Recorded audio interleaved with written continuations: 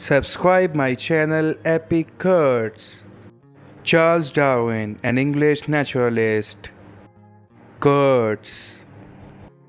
If I had my life to live over again, I would have made a rule to read some poetry and listen to some music at least once every week.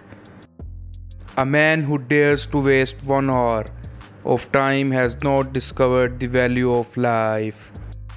The love for all living creatures is the most noble attribute of man. If the misery of the poor be caused not by the laws of nature, but by our institutions, great is our sin. I am not apt to follow blindly the lead of other men. The highest possible stage in moral culture is when we recognize that we ought to control our thoughts.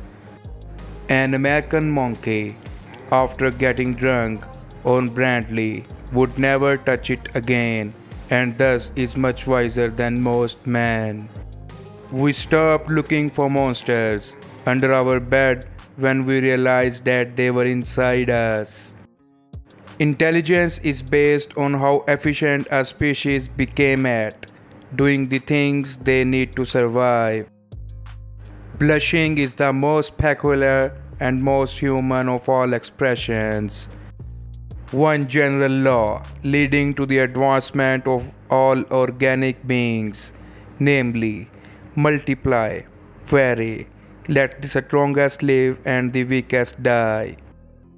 In the long history of humankind and animal kind too, those who learn to collaborate and improvise most effectively have prevailed.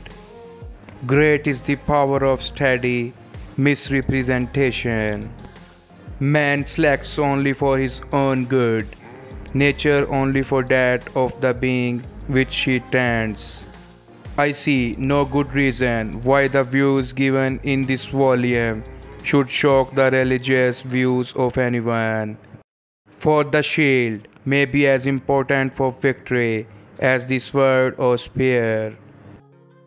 Freedom of thought is best promoted by the gradual illumination of man's mind, which follows from the advance of science.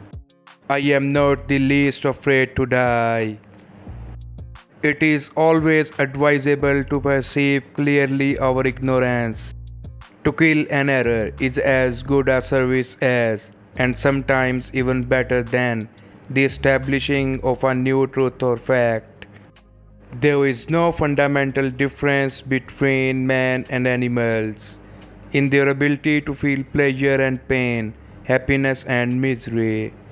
We are not here concerned with hopes or fears, only with truth as far as our reason permits us to discover it.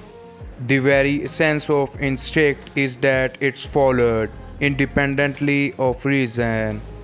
We are always slow in admitting any great change of which we do not see the intermediate steps. Wherever the European had trod, death seemed to pursue the original. He who understands baboons would do more towards metaphysics than Locke. A scientific man ought to have no wishes, no affections, a merry heart of stone. Only picture to yourself a nice soft wife on a sofa with good fire and books and music. We will now discuss in a little more detail the struggle for existence. Often a cold shudder has run through me, and I have asked myself whether I may have not devoted myself to a fantasy. One hand has surely worked throughout the universe. A fair result can be obtained only by fully stating and balancing the facts and argument on both sides of each question. The limit of man's knowledge in any subject possesses a high interest which is perhaps increased by its close neighborhood to the remains of imagination. What rash doings come from the order of fame, the love of truth only would never make one man attack another bitterly. It is necessary to look forward to a harvest, however distant that may be, when some fruit will be reaped, some good affected. Such simple instincts as bees making a beehive could be sufficient to overthrow my whole theory. Ignorance more frequently begets confidence than does knowledge. Our descent, then, is the original of our evil passion. The devil under form of baboon is our grandfather. How odd it is that anyone should not see that all observation must be for or against some view, if it is to be of any service. Or she may accept, as appearances would sometimes lead us to believe, not the male which is the most attractive to her, but the one which is the least distasteful. One may say there is a force like 100,000 wedges. Light will be thrown on the origin of man and his history. Thanks for watching the video.